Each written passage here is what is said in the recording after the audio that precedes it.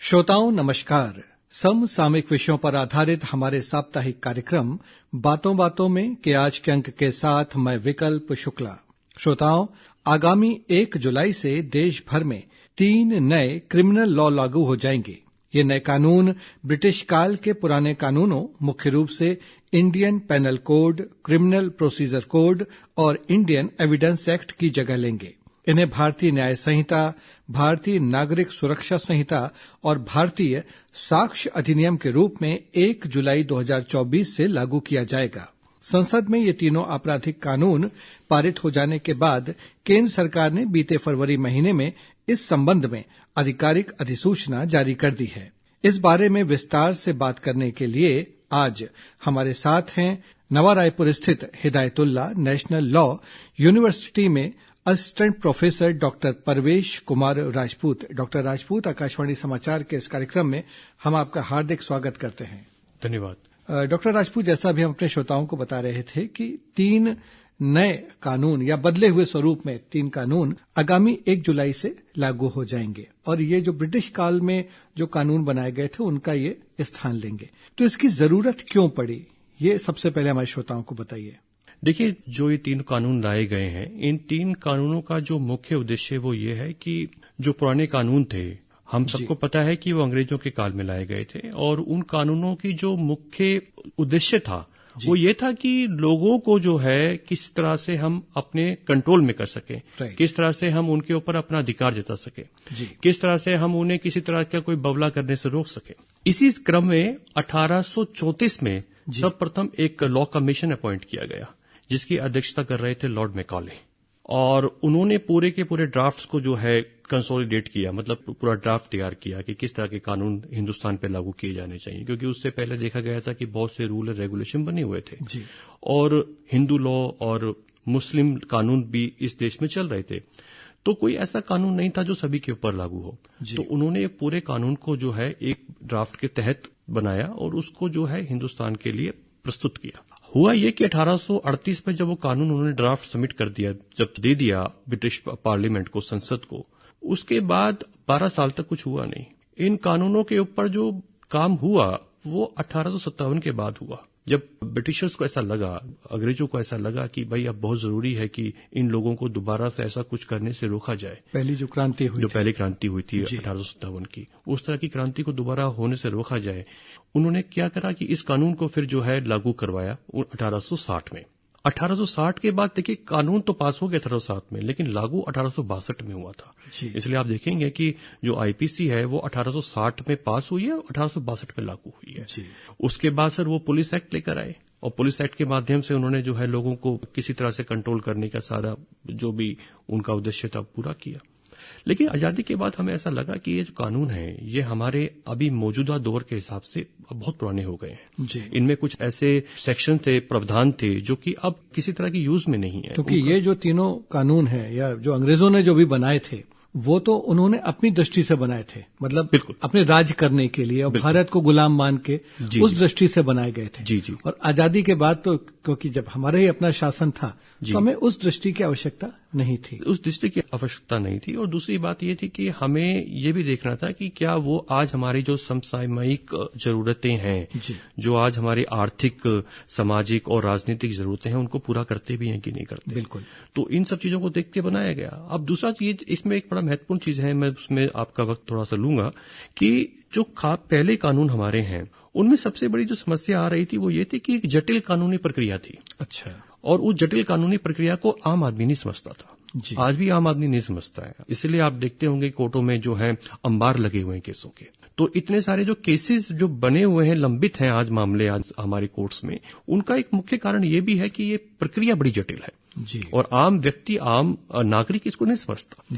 तीसरी बात यह है कि इसमें एक बड़ी महत्वपूर्ण बात है, वो ये है कि जो हमारा सिस्टम है वो ऐसा है कि उसमें जो दोष सिद्धि है उसकी दर बहुत कम है। अच्छा। हाँ, और उस चीजों को खत्म करने के लिए, उन चीजों को पूरी तरह से ठीक करने के लिए इन कानूनों को लाने की आवश्यकता पड़ी। और आखिरी में एक इसमें बिंदु और जोड़ना चाहूंगा अपनी बात को खत्म करते हुए कि इन कानूनों को लाने का एक बड़ा कारण ये भी है कि हमारा जो आपराधिक न्याय प्रणाली है जी। उसमें तेजी लाई जाए, उसमें कुछ ऐसे प्रावधान लाए जाएं जिससे कि उसमें बहुत जो देरी होती है वो ना हो। क्योंकि बहुत से केसेस में हमने देखा है कि 10-10, 15-15 साल लग जाते हैं, लोग लगे रहते हैं जी। लोगों को बेल नहीं मिलती है जी। लोग 5-5, 10-10 साल से जेल में हैं लेकिन उनको बेल नहीं मिलती है किसी न किसी कारण से। जैसे मैंने आपको बताया कि बहुत जटिल कानूनी प्रक्रियाएं हैं, उन जटिल कानूनी प्रक्रियाओं की वजह से ऐसा होता है। जी। तो उनको बहुत हद तक इन नए कानूनों में जो है चिन्हित किया गया है और एकीकृत करते हुए इन कानूनों को लाया गया है।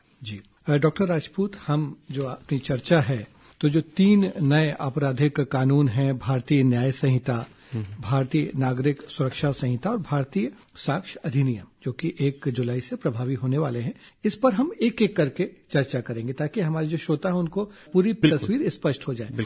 तो सबसे पहले हम बात करते हैं भारतीय न्याय संहिता की। तो इसमें क्या महत्वपूर्ण परिवर्तन किए गए हैं, जो कि इंडियन पेनल कोड था, आईपीसी जो था, अब वो भारतीय न्याय संहिता के रूप में लागू होगा। तो क्या उसमें मुख्य बदलाव किए गए हैं लोगों के हित में, और जैसा आपने कहा कि उस जटिलता को कम करने के लिए?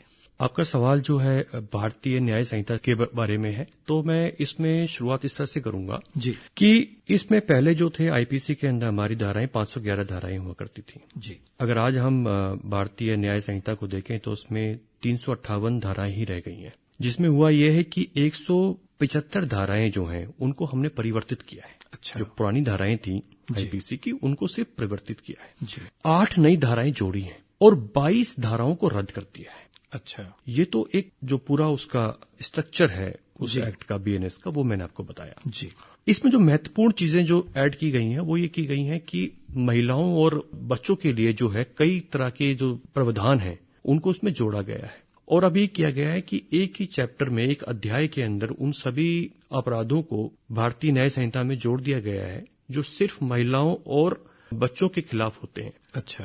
तो उन अपराधों को पहले क्या हुआ था कि पहले की आईपीसी के अंदर वो अपराध अलग अलग धाराओं में थे और कई बार बड़ी समस्याएं होती थी। जी। तो उन समस्याओं को देखते हुए उन सभी अपराधों को एक अध्याय के अंदर डाला गया है, जिससे कि अभी सुविधा हो जाएगी कि समझ में आ जाएगा कि भाई कौन सा अपराध किसके खिलाफ कैसे हो रहा है और किस अपराध के अंदर क्या सजा है और किस तरह की पनिशमेंट दी जा सकती है। जी। और अब जो चेंजेस मैं आपको बताना चाहूंगा कि वुमेन्स और चिल्ड्रंस को लेकर जो उसमें चेंजेस हुए हैं, जो बदलाव हुए हैं, उसमें बड़े महत्वपूर्ण चेंजेस हुए हैं। एक तो ये इसमें बड़ा महत्वपूर्ण बदलाव हुआ है रेप लॉ में, जी। जो बलात्कार का कानून है उसमें ये हुआ है कि अगर किसी महिला के साथ दोस्ती कर या उसको फॉल्स प्रॉमिस करके, यानी एक तरह से कहिए कि उसे बहला फुसला कर कि मैं आपसे शादी करूंगा, मैं आपको नौकरी दिलवा दूंगा, मैं आपका ये काम कर दूंगा, किसी तरह के भी शारीरिक संबंध अगर बनाता है जी, तो उसको अब रेप की डेफिनेशन या बलात्कार की डेफिनेशन में लाया गया है। ओके। जो पहले भी था, लेकिन पहले इस तरह का प्रोविजन नहीं था हमारी आईपीसी के अंदर। दूसरा ये है कि आपने देखा होगा अमूमन हमारे शहरों के अंदर चैन स्नेचिंग, लोग मोटरसाइकिल पे आते हैं और महिलाओं के गले से जो है चैन खींच के ले जाते हैं, पर्स छीन लेते हैं। जी। इसको अब पूरी तरह से अपराध माना गया है। अपराध मानते हुए इसे बीएनएस के अंदर, भारतीय न्याय संहिता के अंदर शामिल कर लिया गया है। अच्छा। तो इसकी में अगर आप कहेंगे कि धारा कौन सी है, तो मैं आपको बताता हूँ 304 धारा जो है भारतीय न्याय संहिता की, उसमें अब चैन स्नैचिंग भी एक अपराध है। पहले क्या होता था कि पुलिस जो है चैन स्नैचिंग को या तो चोरी मानती थी या रॉबरी मानती थी, जैसा वो चाहे वैसा मानती थी। जी। अब क्या हुआ है कि उसको चैन स्नैचिंग को एक अलग से अपराध बना दिया गया है। ओके। तीसरा चीज इसमें जो इंक्लूड की गई है वो बहुत अच्छा है। मैं मानता हूं कि जरूरी भी था हमारे समाज को में ये चीजें, कि अभी क्या हो रहा है कि हम बहुत दिनों से देख रहे हैं कि कुछ अपराधों में बच्चों का इस्तेमाल किया जाता है। जी। छोटे बच्चों का इस्तेमाल किया जाता है जिनकी उम्र नहीं होती 18 साल। जी। तो ऐसे में अगर किसी बच्चे को आप इस्तेमाल करते हैं किसी अपराध के लिए, जी, तो जो व्यक्ति उसको इस्तेमाल कर रहा है अपराध के लिए, जी, उसको उस अपराधी माना जाएगा और धारा 95 के अंदर उसको कम से कम 7 साल की सजा हो सकती है और मैक्सिमम 10 साल की सजा हो सकती है। अच्छा। तो ये एक बड़ा, जो मैं कह सकता हूं कि सैल्यूटरी प्रोविजन है, बहुत इंपॉर्टेंट प्रोविजन है जो ऐड किया गया है। जी। तीसरा ये है कि पहले अगर देखें आईपीसी के अंदर, जैसे मैं चाइल्ड और माइनर, यानी जो व्यक्ति 18 साल से कम है उसको हम माइनर बोलते हैं। जी। अवयस्क जिसको हम बोलते हैं। जी। चाइल्ड बच्चे जैसे हैं, तो इनकी अलग अलग डेफिनेशन थी, इनकी अलग अलग व्याख्याएं की हुई थी। जी। तो अभी क्या हुआ है कि उसको सिर्फ उसमें इस नए बीएनएस के अंदर, भारतीय न्याय संहिता के अंदर सिर्फ चाइल्ड माना गया है, बच्चा बोला गया है। जी।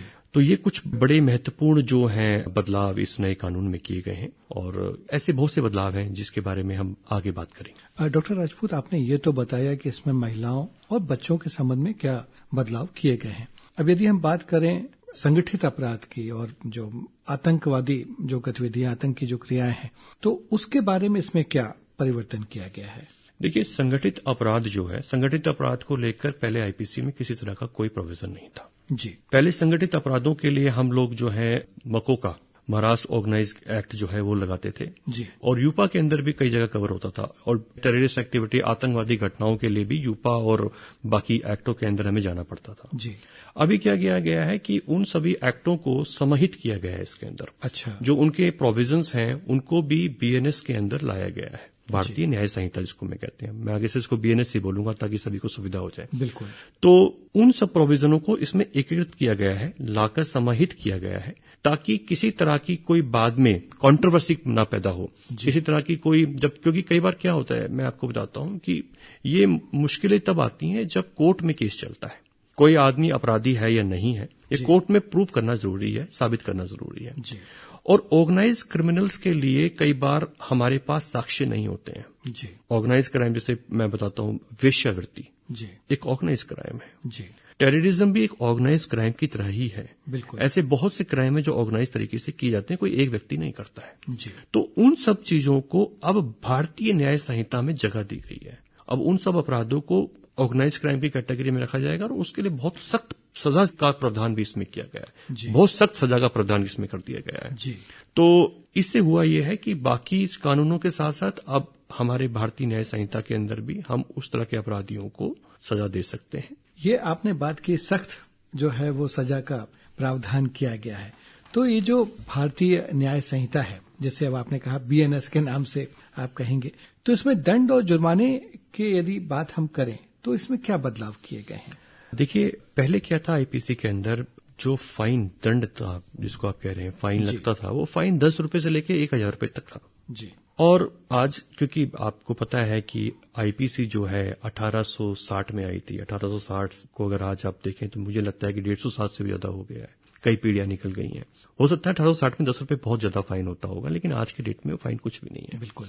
तो इनको रैशनलाइज किया गया है, इनको ऐसा किया गया है कि सभी को लगे कि कोई फाइन हुआ है, क्योंकि किसी को 10 रुपए 1000 रुपए फाइन नहीं महसूस होता था। बिल्कुल।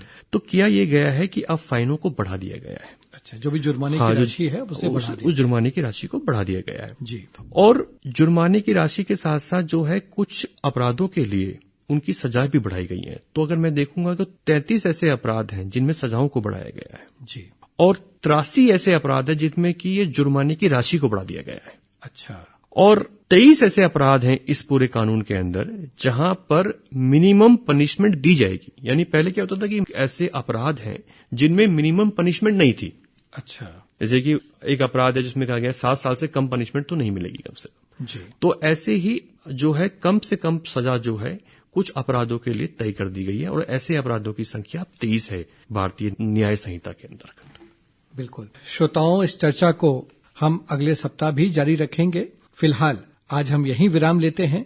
अगले सप्ताह इस चर्चा का अगला भाग सुनना ना भूलिएगा। अब हमें अनुमति दीजिए। नमस्कार।